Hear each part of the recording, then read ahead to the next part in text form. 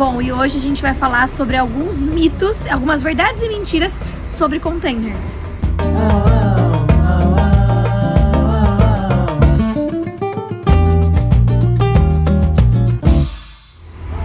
Para início de conversa, gostaria de colocar realmente os pingos nos is com relação à construção em container. E para isso a gente precisa primeiro falar sobre as dimensões de containers possíveis e mais frequentes no uso para construção civil. O primeiro deles é o container de 20 pés HC, que a gente tem 6 metros de comprimento, 2,5 mais ou menos de largura, por 2,90 de altura. Esse é o que a gente mais usa para construção civil, justamente por conta do pé direito. Mas ele também tem a sua versão maior, que é o de 40 pés HC, que ele tem os mesmos 2,90 de altura, os mesmos 2 mais ou menos meio de largura e 12 metros de comprimento. Lembrando que esse termo HC que a gente está falando é esse termo do container mais alto, de 2,90 de altura. Para construção civil ele é melhor porque ele dentro, ele vai estar mais ou menos com 2,70 metros depois de todo o trabalho que você vai fazer.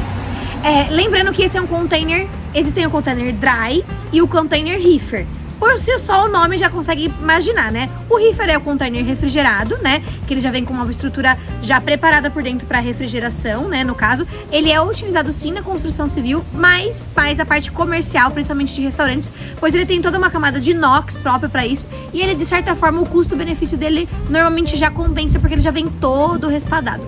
Porém, na parte de construção civil, da parte de residência, a gente utiliza bem menos, porque ele fica com um aspecto muito frio, o container reefer, e o dry não, ele dá aquele aspecto bonito, fora que a parte externa dele, que é toda enrugada, deixa aquele aspecto realmente do container tradicional. Isso mesmo, a gente tem essa imagem, né, da telha ondulada, por exemplo. Por isso que os containers high cube, né, que são o HC, os dries, eles sempre têm esse aspecto realmente bruto do container, que é o tradicional. E por isso que ele é o mais utilizado. Mas é importante também comentar que os valores, acabamentos variam bastante. E algumas das dúvidas de vocês era com relação a calor. E a Isabela já até falou um pouquinho. Os containers reefer, eles recebem já de fábrica esse tratamento térmico e acústico, inclusive acaba funcionando. Porém, os dry não. Então a gente precisa, e geralmente aqui no escritório a gente sempre utiliza 2 camadas de manta para realmente ter um termoacústico muito bom dentro das residências. Bom, uma das mentiras que na verdade que vocês sempre perguntam é: o container ele é quente? Gente, uma casa bem projetada, mal projetada, também é quente. E o container não é, ele é exatamente a mesma metodologia. Ou seja, um bom projeto tem que ser feito para utilização de container ou não container. Você tem que pensar em parte de insolação, ventilação, tudo isso para que esse ambiente, quando você esteja, fique o mais agradável possível. Para a utilização menos de ar-condicionado, diminuir a utilização de iluminação, né? Então, assim, tudo tem que ser bem projetado para que ele funcione. Óbvio, o container ele recebe alguns tratamentos diferentes de uma construção convencional, como as camadas de manta que a Camila havia mencionado para vocês. Aí depois a gente pode colocar os acabamentos como gesso drywall, a gente pode colocar OSB, vários tipos de revestimentos que mudam a característica do container como um todo, trazendo esse sistema, vamos dizer, envolvido, seja bem eficiente. Então, ele é quente se ele não for bem projetado e fabricado errado. Senão ele vai ser quente sim. Porém, se ele for feito de maneira correta, bem projetado, não, gente. Ele é uma casa convencional. Nem parece que você tá dentro de um container. Inclusive, uma outra dúvida foi sobre a questão do terreno mínimo que a gente precisa ter. E aí, lembrando das dimensões de 6 e 12 metros, a gente também precisa se atentar ao local de construção. Dentro de condomínio, a gente ainda tem algumas regras de utilização mista para o container, né? Então, geralmente, eles pedem que seja uma construção com outras metodologias embutidas nela. E também a gente precisa se atentar sempre à questão de recuos. Porque o que acontece? A gente não só, o container como todo, vamos dizer, ele tem 12 metros, 12 ou 6 metros. Então, se a gente tiver um terreno de 10 metros, já não dá muito certo de uma colocação dele totalmente na horizontal. Então ele tem que ser, vamos dizer, manipulado para que ele se encaixe. Fora isso, a maioria tanto prefeitura quanto condomínio, você tem um recuo mínimo nas laterais para colocar a utilização de janela. Normalmente em torno dos 1,5 m, 2 metros.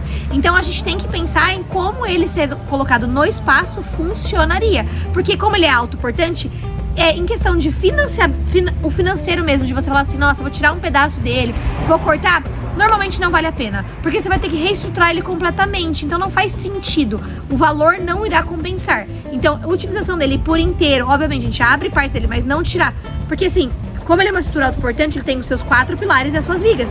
Se eu tiro ele, eu tenho que reestruturar ele completamente. Então não faz muito sentido. Lógico, nós fazemos aberturas grandes, reutilizando ele. Mas não que a gente fragmenta ele, a gente corta ele no meio, por exemplo. Às vezes acaba valendo mais a pena você comprar 2 unidades de 6 metros do que de 12 metros nesses casos.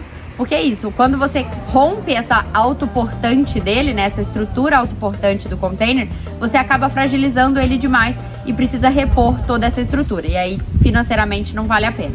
Por que a gente quis gravar esse vídeo, na verdade? Porque a gente utiliza várias metodologias para que o container seja o melhor lugar que você possa ter, independente se vai ser comercial, se vai ser residencial. E tem muitas empresas que, infelizmente, não trabalham com essa metodologia. E aí, quando você entra dentro do container, você se sente ou no frigorífico, né, aqueles lugares mais gelados, vamos dizer, ou dentro de uma sauna. Então, assim, fiquem atentos aos acabamentos que o pessoal utiliza, porque tem muitas empresas que falam assim, não, eu faço o projeto pra você e já entrego pronto. Só que quando você vai ver, você fica à base de ar-condicionado, ou você não consegue ficar dentro daquele ambiente. Então é muito importante que você fique atento aos acabamentos, à utilização, ao projeto, para que tenha um resultado eficiente e, lógico, que você tenha uma casa agradável.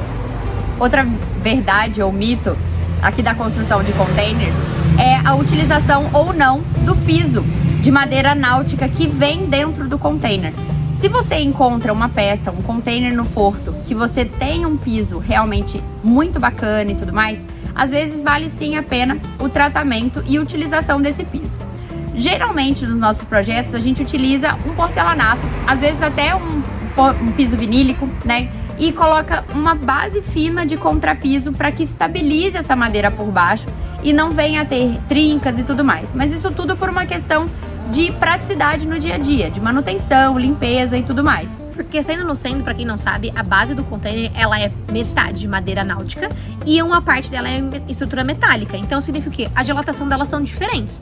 Então se você coloca um piso nela no todo, sem ter um contrapiso por baixo, a dilatação vai ser diferente e o piso pode sim se soltar. Então para nivelamento, para estruturação, tudo a gente faz sim uma camada de contrapiso ali, leve, bem leve mesmo, mas para que essa dilatação não aconteça do piso soltar. Por exemplo, o porcelanato obviamente é bem mais difícil ele soltar porque ele tem uma camada mais enrijecida. Porém, o vinílico, ele pode sim se deformar, porque ele é bem mais fininho, né? Ele é uma camada bem mais fina. Então, alguns detalhes que a gente faz nos nossos projetos que fazem diferença para um acabamento mais perfeito. Também um mito, uma verdade, ir banheiros no container, né? A gente vai mostrar, a gente promete fazer esse vídeo pra vocês, que vocês sempre pedem, nossa, mas e como que é o banheiro? Então tem sim algumas camadas protetoras que a gente coloca, né? A gente tem, por exemplo, a gente pode usar o USB, a gente pode sim usar o gesso acartonado verde, que ele é para a própria umidade. O que a gente mais utiliza é o bloco de concreto celular, que é muito legal, além de ser sustentável, ele é muito versátil, ele é extremamente leve como estrutura física, ele é muito bom para umidade, então pra gente ter menos problemas ainda, porque assim, apesar do gesso do drywall verde ser próprio para áreas molhadas, ele não é tão bom quanto o bloco de concreto celular. E aí a gente faz o acabamento de porcelanato, coloca box normalmente, a gente vai mostrar o banheiro pra vocês, mas é um detalhe bem legal pra vocês verem, mas dá super pra fazer um banheiro completinho, nem parece, obviamente, que tá dentro do container, como uma construção convencional. E vocês tendo mais dúvidas, é só deixar aqui nos comentários que a gente vai produzindo esses conteúdos pra vocês. O conteúdo de bloco celular também é um super pedido aqui no nosso canal, mas por isso, não deixa de se inscrever, ativa o sininho para receber todas as notificações e ficar de olho, tem vídeo novo no canal toda quinta-feira às 11 da manhã.